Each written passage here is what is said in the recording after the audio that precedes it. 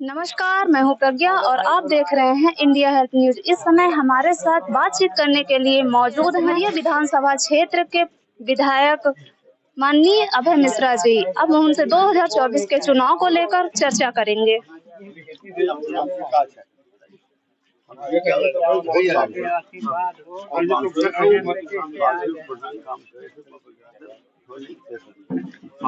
Sir, क्या है आपके रीवा संसदीय क्षेत्र का जो चुनावी माहौल है, तो क्या है आपके रीवा संसदीय क्षेत्र का माहौल?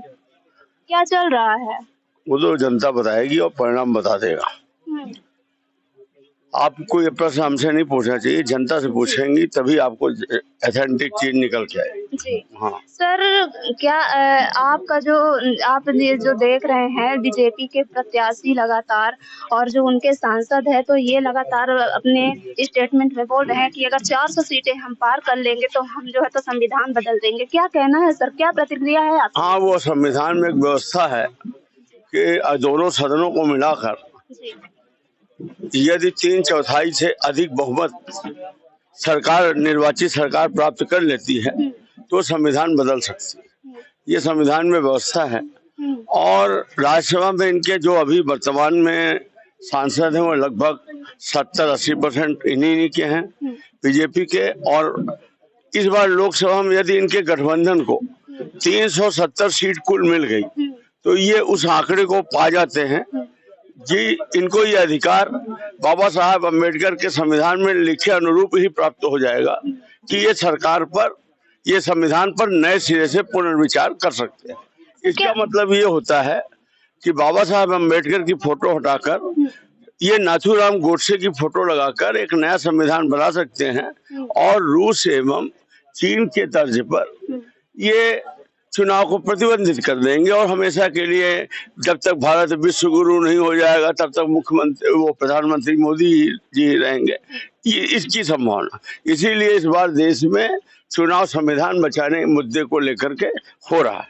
और गांवों में ये जिस दिन वोट पड़ना बंद हो गया, गरीब के हाथ से ये वोट की शक्ति चली गई, जिसके वजह से हम उसके आगे पीछे हम लोग जाते हैं। गांव का बड़ा आदमी भी उसके सुख दुख में खड़ा होता है। उस दिन तो फिर दबंग व्यक्ति बहुत अत्याचार करेंगे, कोई किसी के लिए बोलेगा क्यों नहीं, अराजकता फैल जाएगी। सर, क्या कहना चाहेंगे? मोदी जी ने अभी अपने सांसदों के और अपने प्रत्याशियों के बचाव में ये कहा है कि गीता, पुराण, रामायण, महाभारत सब संविधान है। क्या प्रतिक्रिया है सर आपकी इसमें? क्या बोला उन्होंने?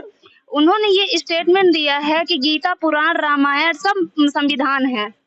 मतलब उनका ये है कि गीता धर्म की आड़ में कि हिंदू धर्म ही हमारा संविधान है और ये जो बाबा साहब अम्बेडकर बना के गए हैं ये संविधान हम माने वो स्वीकार नहीं कर रहे। तो इसी की जो लड़ाई चल रही है, पूरा भारत देश का नागरिक लगा हुआ है कि संविधान न बदला जाए और कुछ लोग लगे हुए हैं कि संविधान बदल दिया जाए।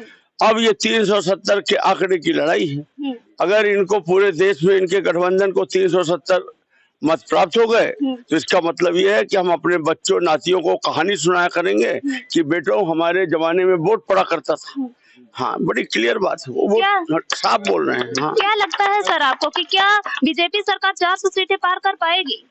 यदि भारत का भाग्य होगा, भारत को बचना होगा एक गुलामी से, तो मुक्त हो गए अंग्रेजों के 200 साल की गुलामी से। अब पुनः गुलाम नहीं होना होगा, ऐसा हमारे राज राजेश्वरी माँ की कृपा होगी, देवी जी की कृपा होगी, तो ये नहीं पाएंगे और देश बच जाएगा। सर, इलेक्टोरल बॉन्ड का जो चुनावी चंदे का जो मामला सामने आया है कि बीजेपी सरकार द्वारा सबसे ज्यादा इसमें घोटाला किया गया है, उस पे क्या कहेंगे सर? क्या जवाब देना चाहेंगे? इसमें मैं ये कह रहा हूँ कि ये गाय के नाम पर राजनीति करने वाले लोग जो दो सबसे बड़ा स्लॉटर हाउस चलाते हैं गाय काटने का, जिसमें जिंदा गाय को मशीन में खड़ा करके पहले उसका तड़पा के चमड़ी अलग की जाती, क्योंकि जिंदा गाय की चमड़ी ज्यादा महंगी बिकती है, फिर उसका मांस वो किया जाता है। तो उस स्लॉटर हाउस वालों से आपने देखा होगा उस सूची में 250 करोड़ का इन्होंने चंदा लिया। हम लोगों को लग रहा था कि उस समय ये कोविड में बड़ा देश सेवा कर रहे हैं, अभी समझ में आया, जैसे सलमान खान वो लक्ष्य कोजी का विज्ञापन करता है ना 1 करोड़ में, उसी टाइप में अब समझ में आया कि 700 करोड़ का जो चंदा लिए हैं ये उसकी दवाई या बिकवा रहे थे, विज्ञापन करा रहे। ऐसे इन्होंने विदेशी व्यापारियों से चंदा लिया, जहां जहां ईडी का छापा पड़ा उनका चंदा लिया। मतलब कुल मिलाकर इनकी नीयत एक तालिबानी नीयत है, ये देश को कहीं और ले जाना नहीं चाहिए। सर, जैसा कि आप जानते हैं कि एक कांग्रेस पार्टी का जो है तो अकाउंट को फ्रीज कर दिया गया है। सर, क्या चुनावी माहौल में प्रचार प्रसार करने में हम लोगों के पास हमारी पार्टी के पास जनता के अलावा कुछ नहीं। हमारी पार्टी की ये स्थिति है कि वो लोकसभा प्रत्याशी को 1 लाख रुपए की मदद करने की स्थिति में नहीं है कहीं भी, क्योंकि इन्होंने चारों तरफ से उसको बांध दिया है। अकाउंट लॉक करा देना, ये करा देना। अब केवल हमारे पास जनता है कि अगर इस अत्याचार को जनता देख रही है तो कोई बात नहीं, हम पैदल पैदल चल लेंगे, हम मैंने बिना सूखी रोटी खा के प्रचार कर लेंगे, लेकिन देश बचाने के लिए जनता कांग्रेस के पक्ष में लड़ाई लड़ रही है। बहुत बहुत धन्यवाद सर। आपने माननीय अभय मिश्रा जी की बात सुनी, जो वर्तमान सिमरिया विधानसभा के विधायक हैं। उन्होंने स्टेटमेंट में ये कहा कि अगर बीजेपी सरकार 370 सीटें ला लेती है तो संविधान बदलने में हो सकता है कि कामयाब हो जाए। उन्होंने इलेक्टोरल बॉन्ड को का भी जो है तो उन्होंने मामला बताया है कि ये बीजेपी सरकार के द्वारा सबसे ज्यादा चंदा वसूल करने वाली सरकार है। और उन्होंने ये भी बताया है कि जिस तरह से हमारे कांग्रेस पार्टी के अकाउंट को फ्रीज कर दिया गया है तो उसमें हम किसी भी प्रकार के, हमारे साथ जनता है, हमें किसी पैसे की जरूरत नहीं। हम जनता के और अपने काम के बलबूते पर हम जो है तो चुनावी प्रचार पर उतर रहे हैं।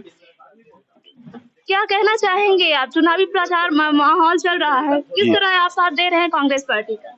अब कांग्रेस पार्टी है मतलब अपन संविधान बचावे की कांग्रेस पार्टी का नहीं मने समर्थन दे रहा है। कांग्रेस पार्टी का आप समर्थन इसलिए कर रहे हैं क्योंकि आपको संविधान बचाना है। हाँ जी। पूरी बातचीत पर अपनी प्रतिक्रिया जरूर दीजिए। लाइक, शेयर, कमेंट और सब्सक्राइब करना ना भूलें। धन्यवाद।